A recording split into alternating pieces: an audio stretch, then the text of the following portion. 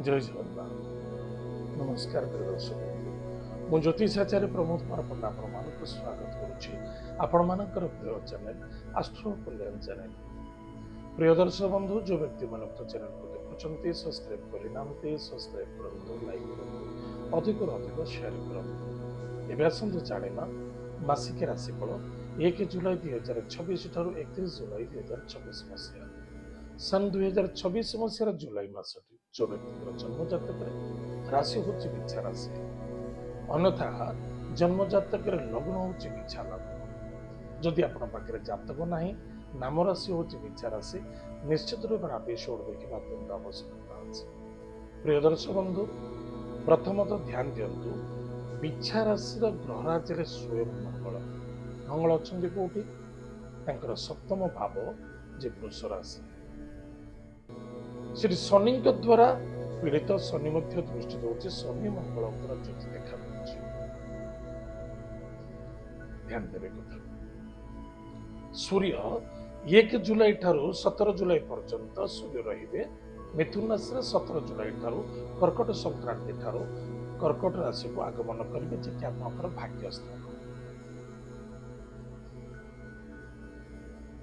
ଏବଂ ବିଛା ରାଶିର ଗ୍ରହରାଜିର ମଙ୍ଗଳ, ମଙ୍ଗଳଙ୍କର ଦୃଷ୍ଟି, ମଙ୍ଗଳ ଯଦି ଆପଣଙ୍କର ବୃଷ ରାଶି ଅଛନ୍ତି, ଚତୁର୍ଥ ଭାବ ଦୃଷ୍ଟି କୋଉଠି ରହିବ? ଯେ କି ଆପଣ କର୍ମକ୍ଷେତ୍ର, କର୍ମକ୍ଷେତ୍ର ସିଂହ ରାଶି। ସିଂହ ରାଶିରେ କେତୁ ଆଣ୍ଡ ଶୁକ୍ର ଜ୍ୟୋତି ଅଛନ୍ତି, କେତୁ ଆଉ ଶୁକ୍ର, ସେଥିରେ ମଙ୍ଗଳଙ୍କର ମଧ୍ୟ ଦୃଷ୍ଟି ପଡ଼ିବ। ତାହେଲେ କଣ ଫଳାଫଳ ଅଛି ବିଛା ରାଶି ପାଇଁ ଟିକେ ଧ୍ୟାନ ଦେବେ। ପ୍ରିୟ ଦର୍ଶକ ବନ୍ଧୁ, ବିଛା ରାଶି ବ୍ୟକ୍ତି ମାନଙ୍କ ପାଇଁ ଏ ମାସଟି ବହୁତ ମଙ୍ଗଳମୟ ହବ। ସଫଳତା ମିଳିବ, ସଂଘର୍ଷ ଦେଖାଦେବ, ପରୀକ୍ଷା ଦେଖାଦେବ। ପରୀକ୍ଷାରେ ଉତ୍ତୀର୍ଣ୍ଣ ହେବେ, ଚେଷ୍ଟା ପ୍ରତି ଚେଷ୍ଟା ରଖ ଏବଂ ଶ୍ରଦ୍ଧା ଆଦରତାର ମଧ୍ୟରେ କିଛି ବିଷାକ୍ତ ମନୋଭାବନା, କିଛି ପ୍ରଲୋଭନତା ଦେଖାଦେବ। ପ୍ରେମ ସମ୍ବନ୍ଧିତ ବୃଦ୍ଧି ପାଇବ ଏବଂ ସେଥିରେ କିଛି ଛଳ କପଟ ଦେଖାଦେବ, ଟିକେ ସାବଧାନ ରହିବେ। ଏକ ଅନ୍ୟ ଜଣଙ୍କ ଭିତରେ ଯେତେବେଳେ ଭଲ ପାଉଛନ୍ତି, ଲଭ୍ କରୁଛନ୍ତି, ନିଶ୍ଚିତ ରୂପରେ ମନେ ରଖିବେ ଠିକ ଅଛି ପାରିବାରିକ ସମସ୍ୟା କିଛି ସେଠି ଉପୁଜିବାର ସମ୍ଭାବନା ଦେଖାଯାଉଛି, ଟିକେ ସାବଧାନ ରହିବେ। ମାନ ସମ୍ମାନ ଉପରେ ଆଘାତ ପ୍ରତି ଆଘାତ ଲାଗିପାରେ। ଶ୍ୱଶୁରାଳୟରେ ଟିକେ ମାନ ସମ୍ମାନ ଉପରେ ଟିକେ ବ୍ୟାଘାତ ଦେଖାଦେବ, ଟିକେ ସାବଧାନ ରହିବେ। କିନ୍ତୁ ସେହି କୁଣ୍ଡଳୀ କହୁଛି, ସେଇ ସମୟ କହୁଛି ଶ୍ୱଶୁରାଳୟ ସୂର୍ଯ୍ୟ ବୁଧଙ୍କର ଜ୍ୟୋତି ରହିବ, ଯେ କି ଆପଣଙ୍କର ମିଥୁନ ରାଶିରେ। ଆପଣ ନିଶ୍ଚିତ ରୂପରେ ଶ୍ୱଶୁରାଳୟରେ ସମ୍ମାନିତ ହେବେ ଏବଂ ଯଥେଷ୍ଟ ମନୋକାମନା ପୂର୍ତ୍ତି ମଧ୍ୟ ଦେଖାଦେବ। ତାହେଲେ ଜଣାପଡ଼ିଲା ପାଣି ବ୍ୟବହାର କର୍ମ ପ୍ରତି ଧ୍ୟାନ ଦେବେ। କଣ କରୁଛନ୍ତି, କଣ କରିବା ଉଚିତ, କଣ ନ କରିବା ଉଚିତ, କଣ କଲେ ବେଟର ହବ। ଓଭର କନଫିଡେନ୍ସ ଦେଖେଇବା ଉଚିତ ନୁହେଁ। ନିଜର ମର୍ଯ୍ୟାଦା ଭିତରେ ନିଜେ ରହିବା ବହୁତ ଆବଶ୍ୟକତା ଅଛି। ଅର୍ଥନୈତିକ କ୍ଷେତ୍ରରେ ଖର୍ଚ୍ଚ ଦେଖାଦେବ, କିଛି ରୁକାବଟ ଆସିବ। ଭାଇ ଭଉଣୀ ମଧ୍ୟରେ ସପୋର୍ଟ ସହଯୋଗତା ମିଳିବ। ପତି ପତ୍ନୀ ମଧ୍ୟରେ ଶ୍ରଦ୍ଧା ଆଦରତାରେ ଟିକେ କିଛି ଦ୍ୱନ୍ଦ୍ୱତା ଦେଖାଦେବ। ଲଭ୍ ମ୍ୟାଟରରେ କିଛି ଆଘାତ ଆସିବ, ମୁଁ କହିଛି ସାବଧାନ ରହିବେ। ଅକ୍ରୋଧ ଜିଦ୍ଦି ଇଗୋ ରଖିବା ଉଚିତ ନୁହେଁ। ଜଲ୍ଦବାଜି ଡିସିସନ ନେବା ମଧ୍ୟ ଉଚିତ ନୁହେଁ।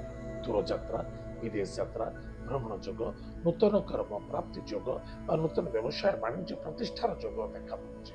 ଭାଗ୍ୟର ପରିବର୍ତ୍ତନତା ଆସିବ, ନୂତନ କର୍ମକ୍ଷେତ୍ରକୁ ଆଗମନ କରିବେ। କିଛି ନା କିଛି ଆପଣଙ୍କ ଭାଗ୍ୟର ସୁନ୍ଦର କିଛି ସଫଳତା ମଧ୍ୟ ହେବାକୁ ଯାଉଅଛି। କର୍ମକ୍ଷେତ୍ର, ତୀର୍ଥବ୍ରତ ଯାତ୍ରା ମଧ୍ୟ ସଫଳତା ଦେଖାଦେବ, ଈଶ୍ୱରଙ୍କ କୃପା ମଧ୍ୟ ମିଳିବ। କିଛି ତନ୍ତ୍ର, କିଛି ମନ୍ତ୍ର, କିଛି ସାଧନା, କିଛି ସିଦ୍ଧିରେ ଯେଉଁମାନେ ସାଧୁଇକି ଅଛନ୍ତି, ସେମାନଙ୍କ ପାଇଁ ଜବରଦସ୍ତ ସଫଳତା ଦେଖାଦେବ। ଏବଂ କିଛି କ୍ଷଣରେ ପରିବର୍ତ୍ତନତା ମଧ୍ୟ ଆସିବ, ଟିକେ ସାବଧାନ ରହିବେ। ଗାଡ଼ି ଘୋଡ଼ା ଚଳାଉଛନ୍ତି, ଟିକେ ସାବଧାନ ସହିତ ଯନ୍ତ୍ର ଚାଳିତ ଯାନରେ ବାଧା ବିଘ୍ନ ଆସିବାର ସମ୍ଭାବନା ଦେଖାଯାଉଛି। ଖାଦ୍ୟ ପାନୀୟ ଭୋଜନ ପ୍ରତି ଯଥେଷ୍ଟ ଧ୍ୟାନ ଦେବା ଅତ୍ୟନ୍ତ ଆବଶ୍ୟକତା ଅଛି।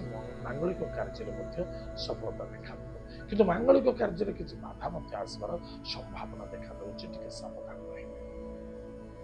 କର୍ମ अर्थ धर्म सफलता आनंद कर दर्शक बंधु प्रतिकार कौन कर प्रत्येक दिन माँ भगवती बगलामुखी मंत्र को जप कर हनुमान चालीसा पाठ करंतु गुरु मंत्र को जप करंतु निश्चित भाव आप मंगल मास उत्तम सफलता सफलता देखा प्रिय दर्शक बंधु एत थिला मिछा राशि व्यक्ति मानक मासिक राशिफल आज तो समय जाइए कार्यक्रम को आम एठू देखा जय जगन्नाथ नमस्कार।